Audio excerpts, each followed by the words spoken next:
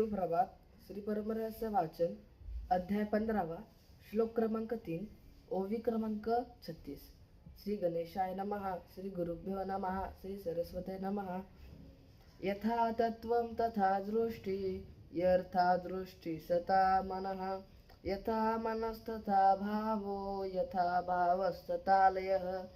जैसा तत्वरूपासी आला तैसाची बोध दृष्ट बाणला. जे जे देखी ते तयाला महालिंगाची भासे. ज्याची दृष्टी झाली चैतन्य धन जैसी दृष्टी तैसे मन जैसे मन तैसा भाव जाण अभेद ज्याचा. जैसा भाव तैसा लय पावला लयत्वे विश्रांतीस आला. तो वस्तूची होऊन ठेला त्यासी भेद नाही. अर्पितानेन नास्ति भेदं वा अर्पण तथा पदार्थस्य पदार्थस्य किंचित भेदं भावेत.